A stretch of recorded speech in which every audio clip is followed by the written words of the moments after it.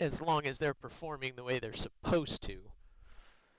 After the last update, they kind of made all three of them the same. I'm hoping that it goes back to the way it was, because the 120A was pretty good at close range.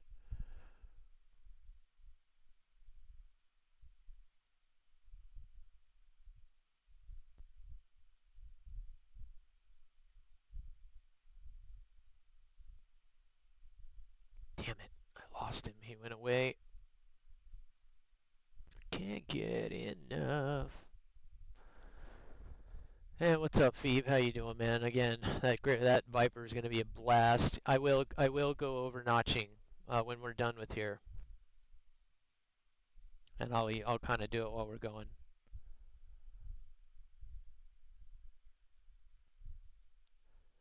The basic idea behind notching is, right, you know how these radar, and you can see the ground clutter and it shows up like white whenever you point it too low and it looks at the ground?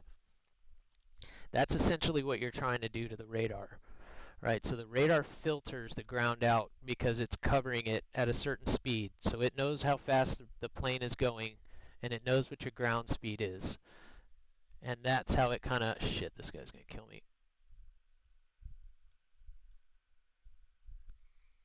Damn, we still got him.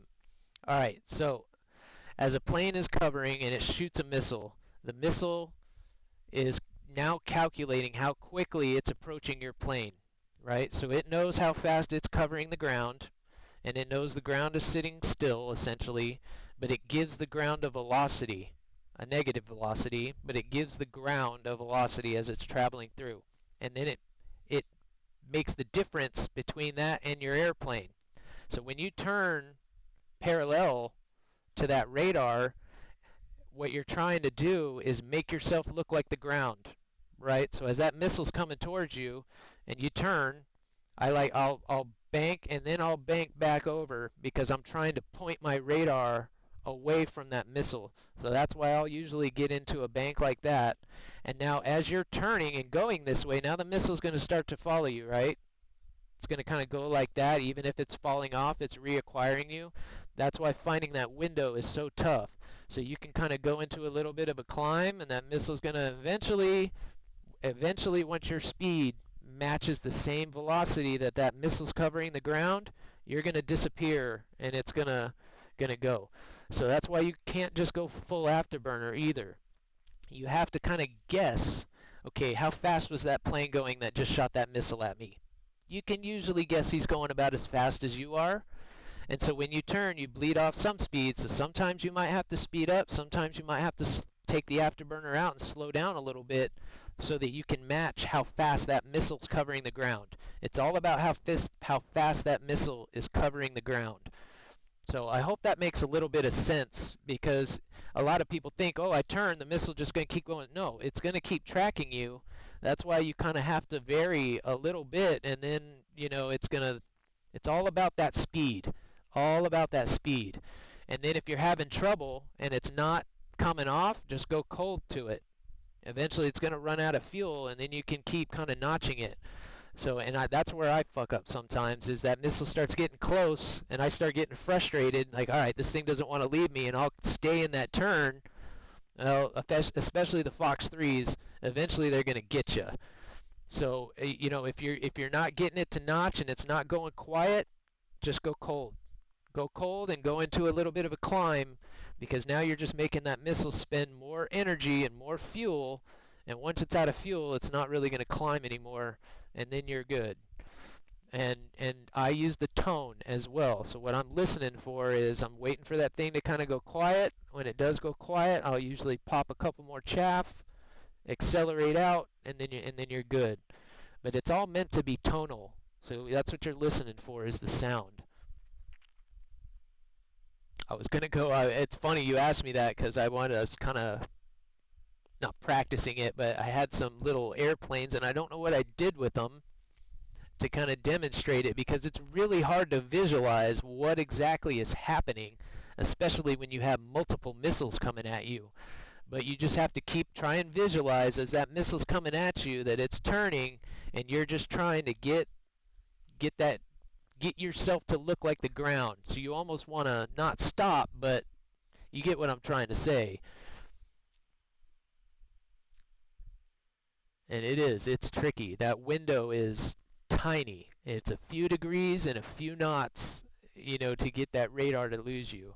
It is not easy, but once you get it, you get a feel for it, and then eventually you can feel it. You can kind of feel it. Okay, here's where you can time it. You can hear it, watch it on the RW. Okay, now, you can sometimes you'll get a feel for it once you do it enough.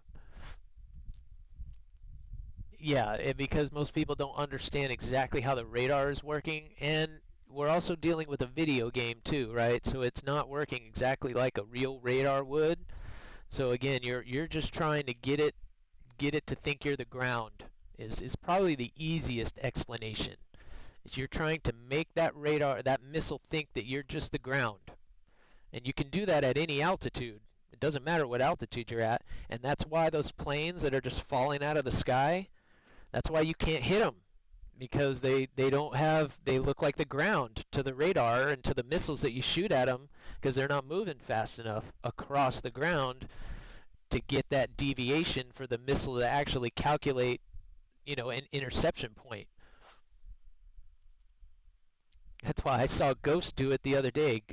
We Are Ghost. He was in the top Harrier, the one that gets the top tier Harrier. I forget what BR it's at, but he went into a high altitude hover at like 5,000 meters, and he's just sitting there, and missiles are just zoop, they just home right by. They come in, and then they kind of do that and just keep going. Like, it's insane, and it's just because he's sitting still.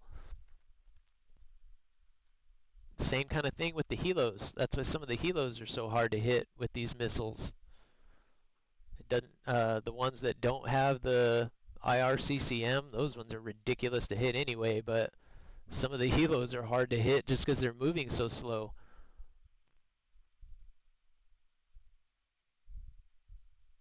They look just like ground clutter.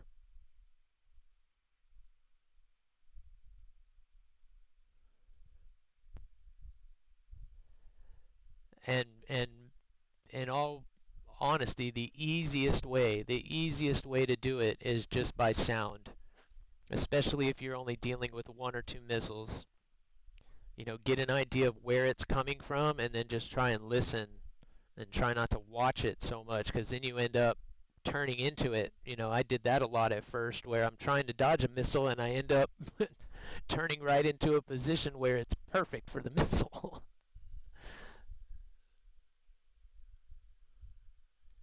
And it's so funny. But yeah, this game's got some nuance to it, man. It's crazy. And yeah, there you go, Adamus. You need to hit 90, pull slightly through the angle. Yeah, finding that angle is just key. And then, yeah, that's what I've been playing with too. My up and down, figuring out exactly where it was fired from. That's the trick to it. It's so hard though, like especially when you're dealing with multiple airplanes. Okay, who shot it? Where did it come from? That's what makes it hard. If it's just one plane shooting a missile at you from 30 kilometers, they're usually pretty easy to notch. I don't even use chaff flare, at long range, unless it's something that's really got me. And yeah, that's exactly what I was saying. Once you get it, you can feel it. You can feel it. I don't get it. I'm in TWS. Takes 10 years to get a good lock within 20. Yeah, TWS is a little funky right now. Radar lock or missile lock. 120 lock. Depends on where the enemy is. If they're close to the ground. And yeah, the ground, again, the ground doesn't even matter how high a tier it is. They all struggle with the ground. Harrier turret. I kind of want to get the AVAB Plus and do that. I couldn't believe it. And he says he does it all the time. I'm like, you got to be kidding me, man. Like, I knew that they struggled to hit those falling planes sometimes. I knew that was why, but I never really thought you could do that with a Harrier and get away with it. They just go right by, man. I mean, every now and then one's going to catch you, but yeah, that was pretty crazy. And honestly, it's probably relatively realistic, to be honest.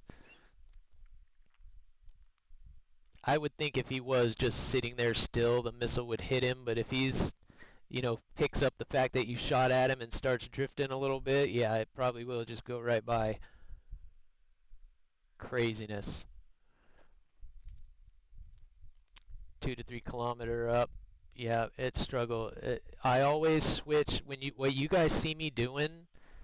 A lot of the times, I'm not hitting the lock button to lock up a guy in TWS. I'm switching over to ACM. So when that guy's coming in close, all I'm doing is the top button right here switches to ACM. So when I get ready to lock him, I just switch it to ACM as he's getting close to that window, and then that locks him up. 90% of the time when I do a hard lock out of TWS, that's what I'm doing.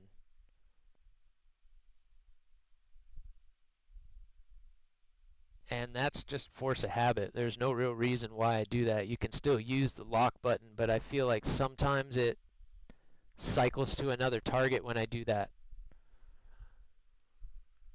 Because TWS is very twitchy radar mode.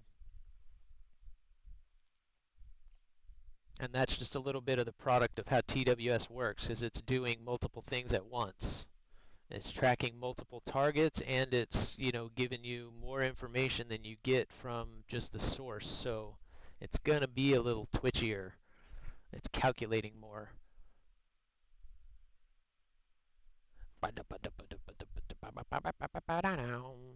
Dang it, I'm wasting gas. This is a sim map. Everybody's dying again. Holy cow. I just dropped my drop tank. Everybody's dead. Go team go. I'm never going to get a Super Hornet like this. And I love talking about this stuff, man. This is what's so fun to talk about with this game. Getting into the nuance of how a lot of this stuff works. That's where some of that knowledge has helped me, right? Honestly, early on when I started playing this game, being a pilot almost hurt me because I'm like trying to take care of the airplane, fly it like I would in like flight sim, People are just zooming in, max speed, go, all right, all right, all right. We can go balls out here. We can go balls out. They talk about having the realism of your plane breaking up. You don't want to overspeed and the flaps come off. So yeah, I was always real careful to hit my speeds and stuff, like doing it like I really would. Which that's one of the things I'm curious to see about DCS too. I'm sure it's incredibly realistic when it comes to all your V speeds and your weight and balance and stuff like that. I'm sure that that's all incorporated in there. Yeah, that'll be fun when we start doing DCS. I'll get my knee board out. I'll go all out for you guys. We'll go through the checklists. We'll go full bore. Flipping switches. Killing snitches. Let me get caught up here. Might want to swap to ACM to get the lot. Yeah, I really like ACM. TWS and ACM are a really good combo. And honestly, if you need the planes that have it, the HMS is pretty vital to learn how to use as well. And I'm still not very good at it. But yeah, when you're in those heavy G turns and they're way back there, being able to use that to get that lock and then fire on them before you're out of that turn is pretty that's what you see a lot of the top guys being able to do, especially in the tournaments. That's how they're getting those crazy 90-degree shots. They're doing that with the HMS. God, who was it that had that shot in the tournament? God, to be able to get a shot like that in the tournament, what was he? He was like, I think he was in a 27, and the guy, they were in the dogfight, and the guy went through, and he just went vertical, but he had the lock on him, and that missile straight 90 degreed and killed him. And that was I'm pretty sure he did that with the HMS. He may have already had a lock on him, but oh, that was sick. Pretty sure he died right after that, but it was still a pretty sick shot.